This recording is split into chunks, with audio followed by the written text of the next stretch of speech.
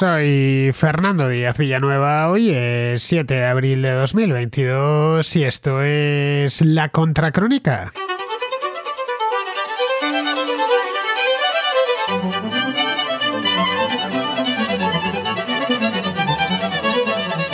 La incertidumbre creada tras la invasión rusa de Ucrania ha puesto en aprietos a toda la economía global que empezaba a salir de la crisis provocada por la pandemia.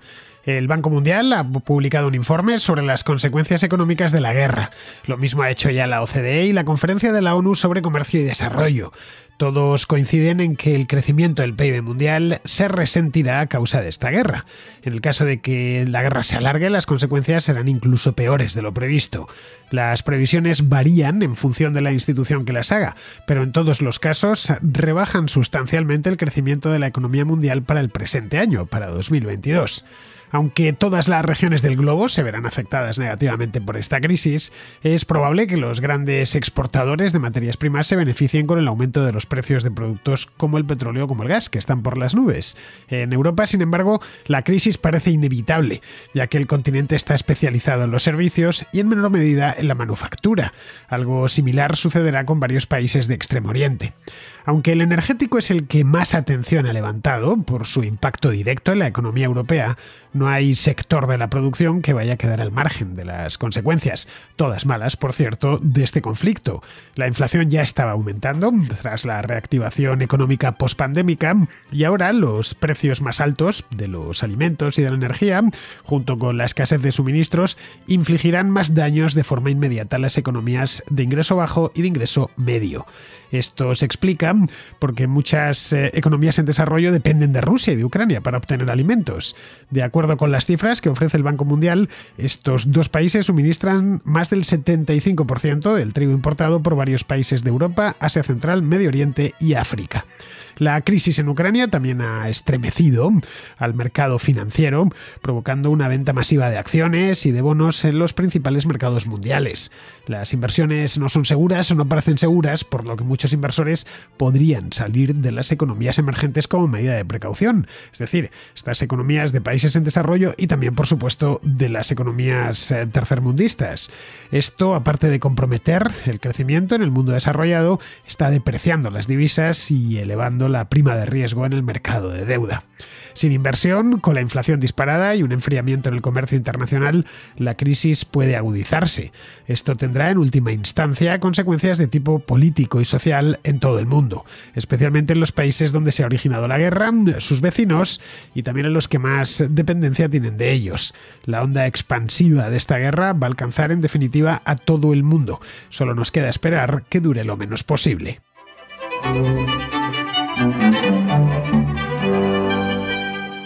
La invasión rusa de Ucrania supone un punto de inflexión en muchos ámbitos.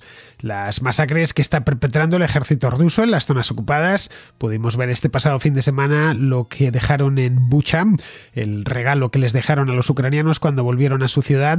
Estaba la ciudad llena de cadáveres de civiles que habían sido ejecutados de forma sumaria por las fuerzas de ocupación. Hice, por cierto, desde Castellón de la Plana el otro día un a la contra. Os lo dejé ayer subido para que lo pudieseis ver. Bien, todo eso es una violación del derecho internacional y constituyen, a la vista de lo que hemos podido ver, crímenes de guerra que no podrán ser juzgados, al menos hasta que el régimen de Vladimir Putin caiga. Si es que cae, que no lo sabemos. Pero esta guerra, dejando a un lado el reguero de muerte y de destrucción que está trayendo, es una guerra que está estremeciendo a todo el mundo.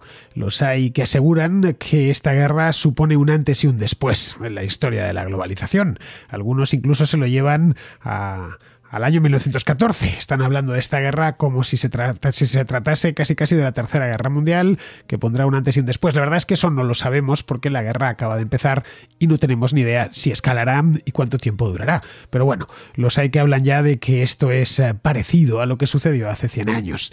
El conflicto, por lo demás, ha traído inestabilidad, ha traído falta de confianza, por lo que la inversión, el dinero, en una palabra que es miedoso, se ha asustado y no se está moviendo. El comercio internacional le está sucediendo algo parecido y ambos, tanto la inversión como el comercio, pues están ya dañados y si la cosa se prolonga se verán mucho más dañados todavía.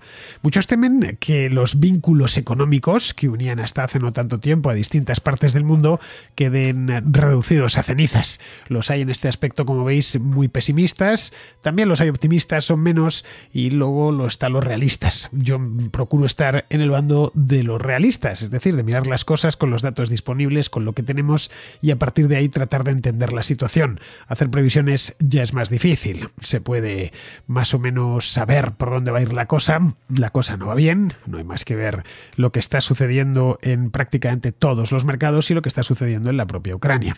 Es decir, que es muy pronto para hacer vaticinios y para decir que se sabe lo que va a pasar con precisión. No tenemos ni idea. Llevamos poco más de un mes de guerra, estamos a 7 de abril y esto empezó el 24 de febrero, y hasta ahora lo más destacable es que el ejército ruso no ha sido capaz de doblegar al ejército ucraniano, cosa que se pensaba que iba a suceder pues en cuestión de poquitos días, ¿no?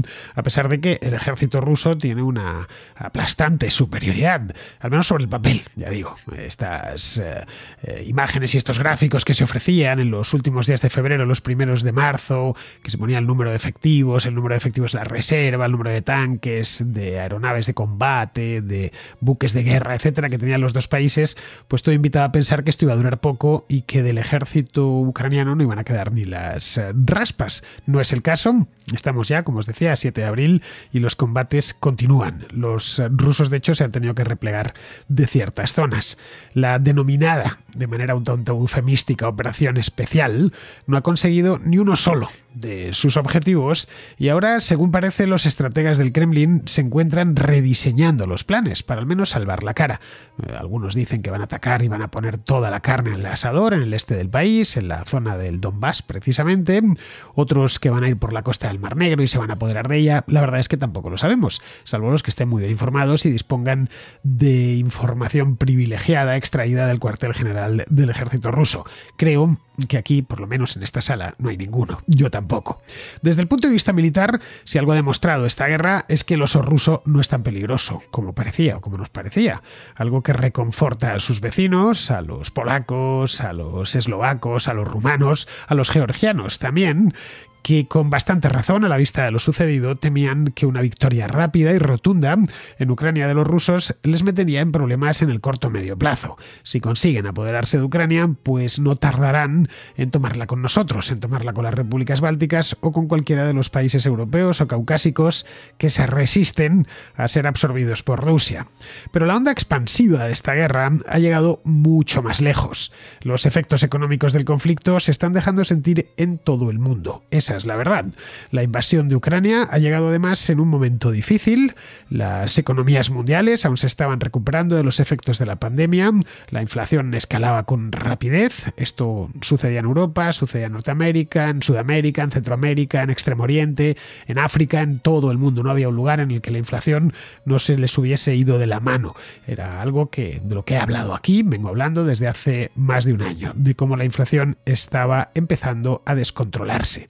Había además varios cuellos de botella que estrangulaban el comercio, algunos los hemos visto con mucho más detalle en la contracrónica a lo largo de los últimos meses. Hice un programa sobre la crisis de los semiconductores, recordaréis, hice otro programa sobre el tema de los contenedores, la falta de contenedores que hay en el mundo y que estaba formando atascos, auténticos atascos en los principales puertos, que no había suficientes buques portacontenedores y que se iba a tardar 2 o 3 años en ampliar la flota mundial. En fin, que las cosas no andaban bien. Las materias primas se estaban encareciendo, no solo el petróleo y el gas, sino materias primas como el hierro, como el carbón, como el níquel, en fin, lo que pone en funcionamiento no solo nuestro propio cuerpo cada mañana, sino además la economía mundial. Es decir, que si para los países desarrollados el invierno económico estaba llegando antes de tiempo, para los países que están en desarrollo o directamente subdesarrollados, el sol no había conseguido ni siquiera salir después de la pandemia. Entre estos últimos, los países en desarrollo, se encuentran los dos contendientes en esta guerra, Rusia y Ucrania. No son economías del primer mundo, tampoco del tercer mundo, son lo que los economistas denominan países en desarrollo. Son dos economías de ingreso medio, para las que la guerra pues es un desastre sin paliativo posible. Y cuanto más dure, más daños se van a procurar. En este caso, el culpable es fácil de adivinar. El culpable de esta guerra es Rusia, porque han sido los rusos quienes han agredido a sus vecinos del sur. Ucrania, además, está siendo devastada, y cuando digo devastada es en términos literales por el ejército ruso. Disponemos de suficientes imágenes y testimonios del lugar de los hechos y, en fin, hemos visto que los rusos han centrado sus operaciones en bombardear ciudades y en destruir de forma concienzuda infraestructuras vitales para Ucrania, como carreteras, líneas de ferrocarril, puentes, fábricas, etc. Hubo una noticia que a mí me produjo hasta pena, a pesar de que no había muerto nadie, gracias a Dios, en un aeropuerto cerca de Kiev. Pocos días después de la invasión, 2 o 3 días, destruyeron el Antonov, que es uno del modelo de Antonov, no recuerdo el modelo exacto, pero que es el avión más grande del mundo, que lo había visto yo en alguna ocasión, en algún vídeo de YouTube, en algún documental, y lo dejaron pues completamente destruido. No es que sea muy importante ese Antonov para la economía ucraniana, pero sí tenía un componente simbólico grande. Los ucranianos, además, me consta que se sentían muy orgullosos de ese avión. La fábrica y el diseñador de aviones Antonov era ucraniano y habían aportado en su momento pues grandes creaciones aeronáuticas para la Unión Soviética primero y luego para la propia Ucrania. Pero aunque la guerra termine pronto y los ucranianos recuperen su país, lo que se van a encontrar es un país destruido. El PIB se habrá desplomado, no sabemos en qué medida, pero desde luego muy grande. Podríamos estar hablando de un desplome del PIB del 40, del 50, quizá del 60% con respecto al año anterior. Y para sobrevivir, pues el gobierno de Volodymyr Zelensky, si es que sigue vivo para cuando recuperen su país, pues necesitará recurrir a la ayuda internacional. Y si no es Volodymyr Zelensky, será el siguiente presidente de Ucrania. El hecho es que este desdichado país se va a convertir en los próximos años, esto en el caso de que salga vivo de esta, es decir, que consiga mantener su independencia, se va a convertir poco menos que en un mendigo. Va a necesitar que sus vecinos europeos le conecten a un respirador y a un gotero de suero. Rusia, que es el estado agresor, como he dicho antes, se tambalea entre tanto bajo las durísimas sanciones económicas que han decretado los países occidentales, especialmente Estados Unidos, también Canadá, toda la Unión Europea, el Reino Unido, Japón, incluso Australia. Vamos, lo que viene siendo el primer mundo, los países más productivos del mundo. Aunque los rusos siguen vendiendo sin trabas, en principio, o con pocas trabas, petróleo y gas, han quedado aislados del sistema financiero mundial. Esto lo vimos con muchísimo más detalle el lunes pasado en el programa que estuvo Carlos Siemens. Hablamos del mercado financiero, hablamos del rublo y de unas cuantas cosas más.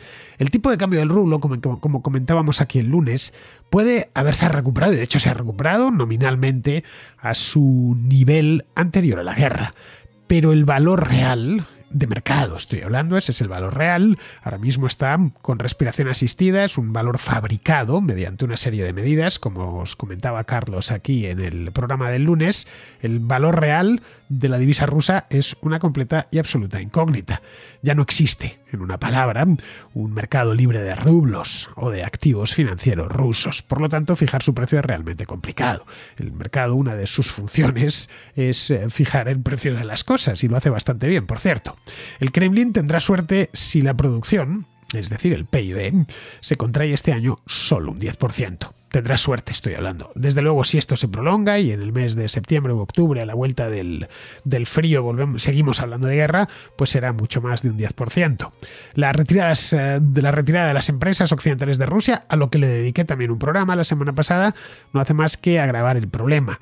La economía rusa era dependiente es dependiente, lo que pasa es que ahora no se puede procurar de ese tipo de bienes, pero es muy dependiente de tecnología y de productos manufacturados provenientes de Occidente para casi cualquier cosa, desde para fabricar un automóvil hasta para fabricar una máquina que trabaja en una mina. Incluso si se alcanza, no digo ya un tratado de paz, un alto en fuego, que pare al menos la destrucción en poco tiempo, estamos hablando de días o de pocas semanas, las perspectivas para la economía rusa son francamente sombrías.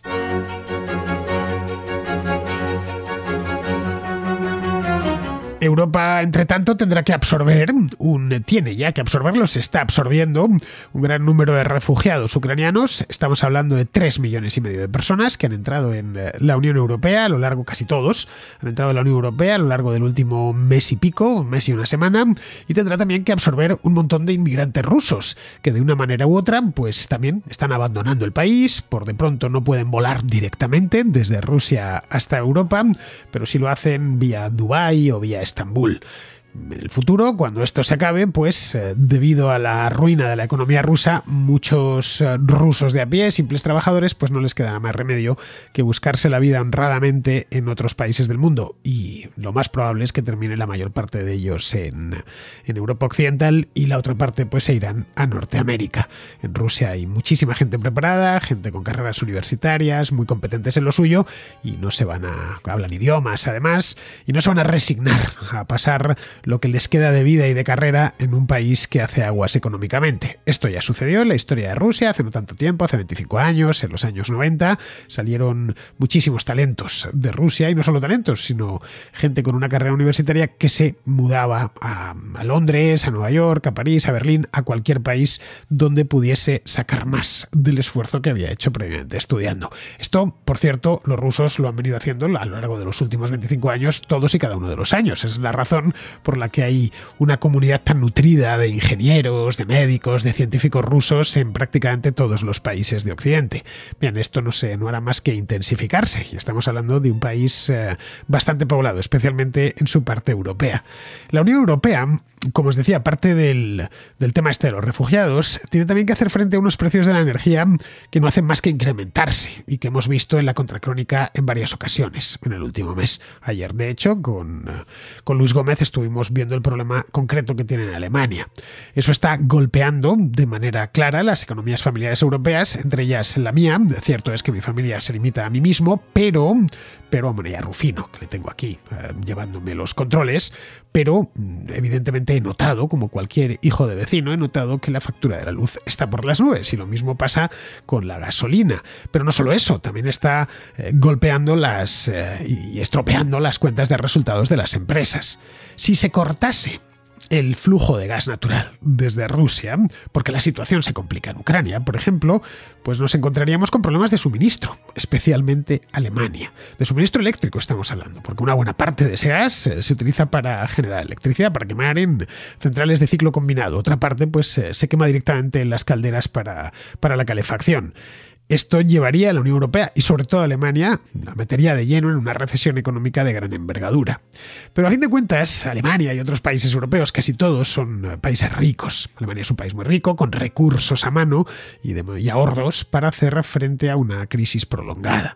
No sucede lo mismo con sus vecinos de Europa del Este, que son economías mucho más pequeñas, mucho más dependientes de Rusia en todos los aspectos, y que son además Polonia, por ejemplo, o Eslovaquia o Rumanía, las que están absorbiendo la mayor parte de refugiados, o las propias repúblicas bálticas.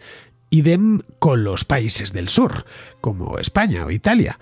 Estados con deudas públicas muy abultadas ya, déficits completamente desbocados. Bien, todos ellos, tanto los del este como los del sur, buscarán ayuda y auxilio en sus socios y en otros miembros de la Unión Europea más ricos, como Alemania, como los Países Bajos, por ejemplo, los escandinavos. Bueno, de hecho, Mario Draghi y Pedro Sánchez el otro día ya pidieron un nuevo fondo europeo, como el Next Generation, que se aprobó hace un año, durante la pandemia, porque quieren echar mano de efectivo que ven que lo van a tener complicado. Con él o sin él, es decir, con fondo o sin fondo, lo que los europeos tendrán que hacer es poner fin a su dependencia energética de Rusia. De esto sí que no hay salida.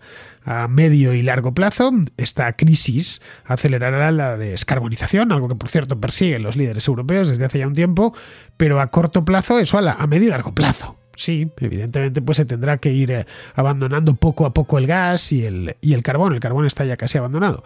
Pero a corto plazo el único modo de absorber el impacto de la guerra es encontrar nuevos proveedores. Pero claro, nuevos proveedores más lejanos y que venden el gas a un precio mayor. Léase los Emiratos del Golfo Pérsico o los propios Estados Unidos. La Unión Europea está demandando en estos momentos cantidades crecientes de gas licuado que se transporta en buques metaneros para suplir a los gasoductos rusos. Están, en definitiva, sustituyendo una cadena de suministro, lo estamos viendo además, como está sucediendo esto ahora mismo, sustituyendo una cadena de suministro por otra cadena de suministro, y lo están haciendo a gran velocidad. Y con la espada de Damocles de que Putin cierre el gasoducto en cualquier momento, pendiendo sobre sus cabezas. Hacer estas cosas con presión, con una espada encima de la cabeza, la verdad es que lleva a que se cometen algunos errores y a que, como lo tienes que hacer aceleradamente, te equivoques a la mínima de cambio. Pero aunque Europa consiga reducir su consumo de gas y de petróleo, combustibles fósiles, en definitiva, que lo consiga en poco tiempo, pocos años estamos hablando, eso tendrá que venir acompañado de inversiones muy cuantiosas en energías renovables, en centrales nucleares. Algunos países ya han anunciado que se han puesto a ello, entre ellos Francia, y sobre todo, y esto lo comentábamos ayer con más calma Luis y yo, en sistemas de almacenamiento energético. Algunos ya inventados y otros que todavía están por inventar, es decir, tendrán que financiar investigación lo más rápido posible para que se pueda almacenar energía. Todo esto en un entorno inflacionario que ni la Reserva Federal ni el Banco Central Europeo quieren enfrentar como se debe. La inflación, como os decía antes, ya está disparada, tanto en Europa como en los Estados Unidos, lo que obliga a los bancos centrales a subir los tipos de interés este mismo año. No pueden esperar más. De hecho, el siguiente trimestre, este mismo trimestre. Llevamos años, demasiados años, con los tipos por los suelos y con un nivel de endeudamiento máximo. Llevar a cabo esta operación ahora es problemático, lo han dejado todo para el final y claro, pasa lo que pasa. Pero es que no hay otra opción. Esto exprimirá los presupuestos públicos y su efecto se dejará sentir en todo el mundo. Porque a pesar del cúmulo de problemas que afligen ahora mismo a Europa y a Estados Unidos, la riqueza de ambos podrá en cierta medida amortiguar el golpe. Será en los países pobres, especialmente en aquellos con deudas denominadas en dólares o en euros, donde la tormenta ya ha adquirido categoría de huracán. Desde que se presentó la pandemia, hace más de 2 años, la deuda ha crecido en todo el mundo, eso está claro. Hemos, aquí aparte de mascarillas y confinamientos y restricciones de todo tipo, nos hemos convertido, o los gobiernos mejor dicho, se han convertido en adictos a la deuda. Y esto es válido para todo el mundo. Si no hemos visto a estas alturas una crisis de deuda a gran escala, se ha debido a la política monetaria de la Reserva Federal y del Banco Central Europeo, que ha sido extremadamente laxa. Con los tipos de interés a cero en Estados Unidos y en Europa, el dinero lleva 2 años anegando la economía mundial en busca de tipos positivos. Esta es la historia monetaria de los 2 últimos años, la brevísima historia del dinero de los 2 últimos años.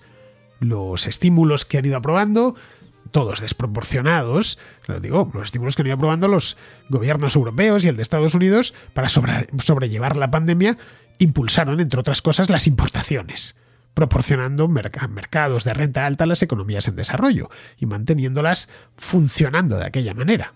Bien, nada de eso tenemos en 2022. La Reserva Federal, el Banco Central Europeo van a subir los tipos. Es el Banco de Inglaterra, el Banco del Japón incluso, hasta es posible, van a subir los tipos. Ahora la subida ha sido muy suave, pero la tendencia es esa. La era de los tipos a cero, incluso negativos, ha terminado. Junto con el aumento de los precios de la energía y los precios de los alimentos, esto supone una tragedia para estados que deben mucho dinero. El Banco Mundial advirtió el mes pasado de que hay ya 47 estados en todo el mundo, pensad que en el mundo hay aproximadamente 200 países, con riesgo de no poder hacer frente a los pagos de su deuda a finales de este año. Vamos, que se van a suceder las renegociaciones de deuda, en un momento en el que ya ha terminado el programa ese que puso en marcha el Banco Mundial hace 2 años para ayudar a los estados más frágiles a reestructurar su deuda. Un programa, por cierto, que no sirvió absolutamente para nada. Tenía un alcance irrisorio y fueron muy pocos los que se apuntaron a él. Podríamos en este punto pensar que China correrá en su auxilio para ganar influencia. Bien, no será el caso, o es difícil que sea el caso. Si hubiera realmente competencia por la influencia en la economía mundial entre China y Occidente, los países muy endeudados podrían inclinarse en una o en otra dirección. Pero es que China tiene ya sus propios problemas. Está reduciendo el crédito hacia el exterior y no parecen muy interesados en prestar a gobiernos que deben ya mucho dinero a entidades occidentales. Los problemas, como vemos, vienen de mucho antes. Cuando Putin invadió Ucrania a finales de febrero, no nos encontrábamos en jauja, que algunos lo miran como si aquí todo fuese perfecto, no en absoluto. Estábamos en aquel entonces ya encima de una montaña de deuda, que podía tornarse impagable en los próximos meses para muchos deudores, especialmente en el tercer mundo. Parece un callejón sin salida y probablemente lo sea para muchos gobiernos, que no podrán lidiar con la suspensión de pagos y el malestar social que les suceda. La guerra de Ucrania, lo único que ha hecho, como con la seguridad energética en Europa, es acelerar un proceso que ya estaba en marcha. Tan solo nos queda confiar en que no se les vaya de las manos a los grandes bancos centrales.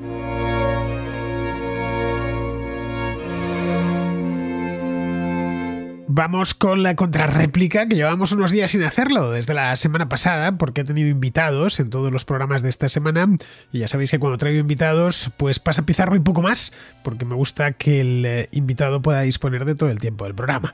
Bien, volvemos hoy con la contrarréplica. Ya sabéis que este programa lo es gracias a sus contraescuchas, y vamos a empezar con Daniel, que está en Alemania y que nos comenta un detalle sobre la presunta descarbonización del país. Te mando este audio en relación al último programa que has hecho con Luis. Me ha parecido muy, muy interesante y la verdad que para añadir algo, para que la gente sea consciente de que de hecho es así, que Alemania está quemando mucho más carbón que antes.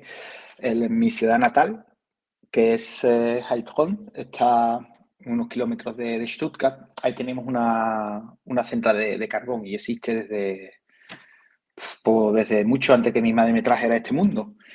Y de hecho los últimos inviernos y bueno, los 2 últimos años y demás, el tráfico de barcazas que van cargadas de carbón, que van por el Neckar, que por ahí se abastece la central, pues la verdad se ha incrementado por muchísimo más. Esto es una cosa. Y después también te quería comentar sobre la última parte que ha dicho, sobre la que ha estado hablando Luis, que es sobre la inviabilidad de que Alemania, digamos, reniegue del gas ruso. Y yo la verdad, yo que no soy economista, yo me dedico a escribir código, soy informático, pero es que están haciendo campaña y en concreto desde Ciudadanos en el Parlamento Europeo, en concreto Luis Garicano. De hecho, se está dando como una gira, ¿vale? Que se ve que este hombre coge el coche y se va a algunos sitios de Alemania y demás, y hablando sobre la hipocresía alemana y tal, de que siguen importando gas. Pero es que yo creo que Luis lo ha dejado bastante claro.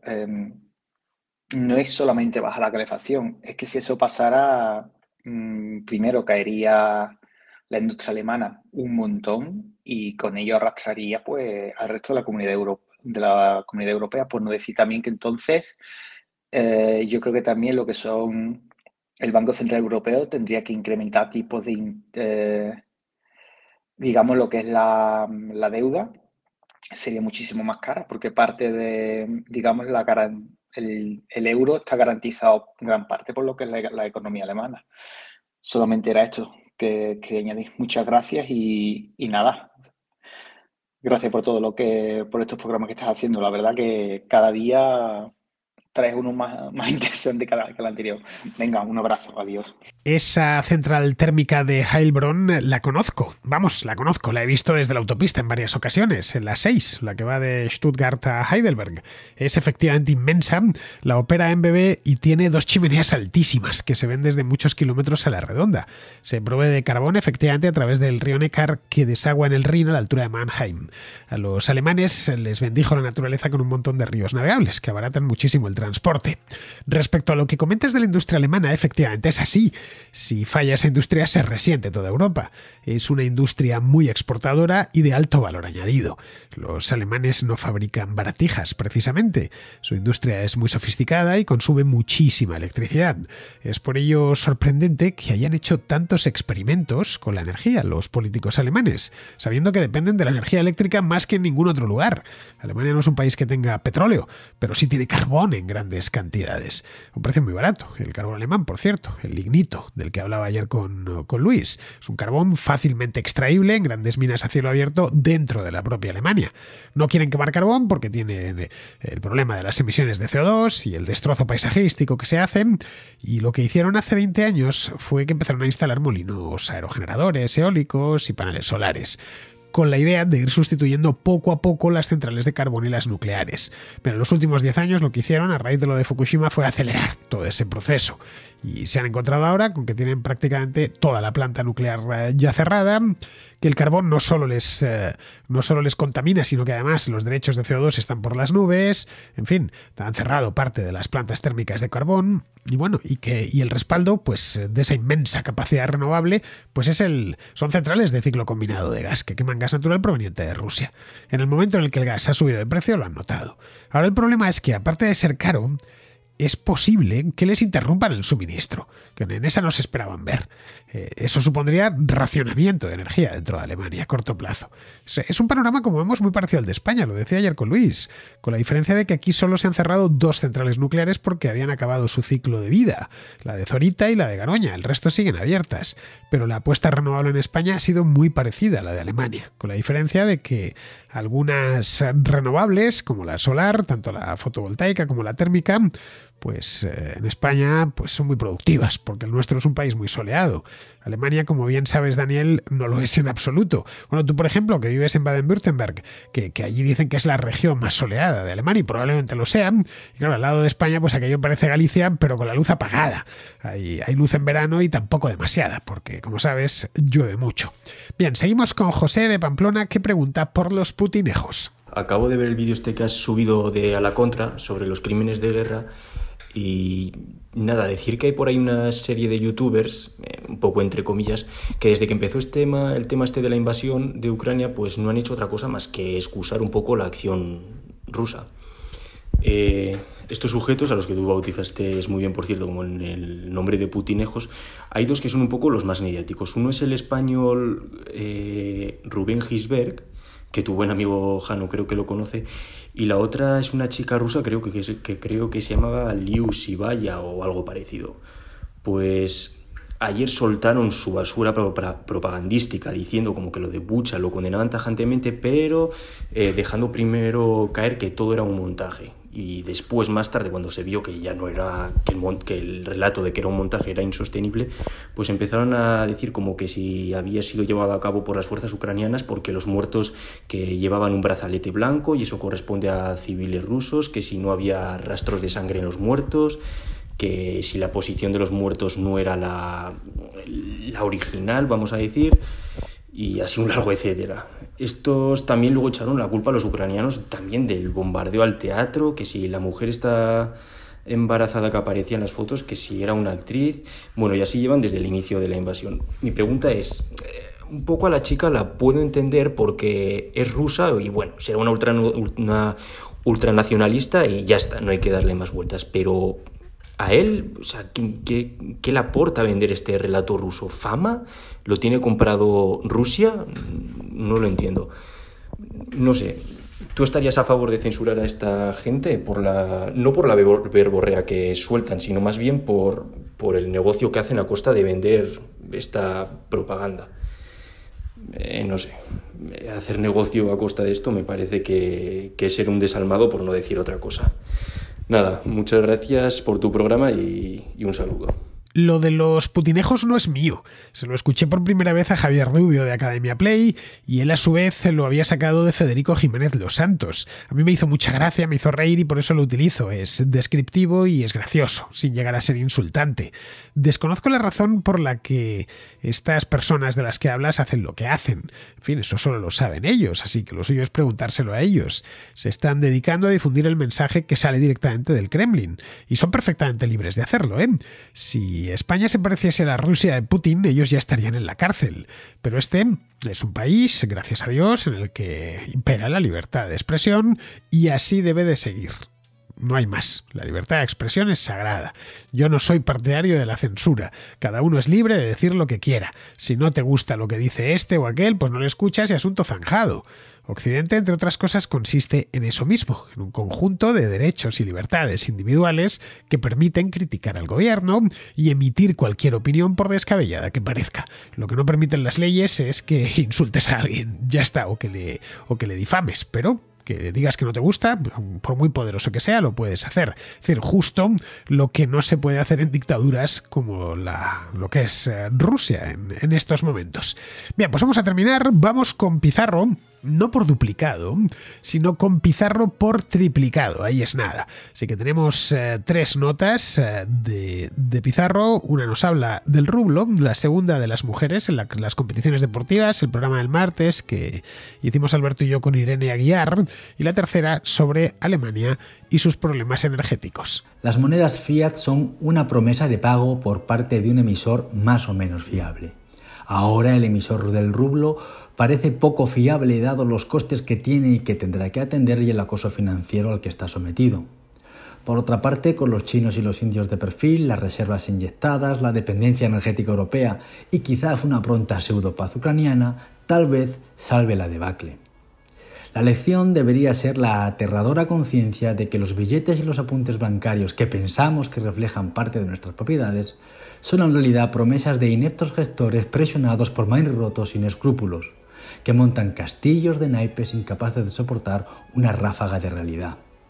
La guerra de Ucrania es un vendaval y los rublos naipes volando. Quienes se sienten mujeres pese a ser cromosómicamente XY tienen una palmaria ventaja deportiva sobre las mujeres cromosómicamente XX. Y al compartir categoría no se garantiza la competitividad. De momento se asume que protestar es ser odioso, odiable y estigmatizable. Mi opinión es que protestar es ser ecuánime y equitativo. La política energética alemana ha sido por décadas contraproducente. La duda es si esto ha sido el fruto de la ineptitud, de la corrupción o de ambas. En todo caso, los alemanes se encuentran financiando una guerra que oficialmente condenan y con su economía expuesta a una potencia extranjera alevosa que la pone en riesgo presente y futuro. La lección es que los políticos responsables no van a resarcir a nadie y los políticos actuales han de rectificar el rumbo, pero de sus errores o corrupciones tampoco resarcirán a nadie. Un gran saludo de Pizarro. Y hasta aquí, queridos amigos, llega la contracrónica de hoy, 7 de abril, es jueves, lo que nos dice que mañana, si no hay un cambio bestial en algo, mañana será viernes, aquí en España y en cualquier otro sitio. Así que los viernes hay contrahistoria. Allí nos escuchamos. Hasta mañana, amigos.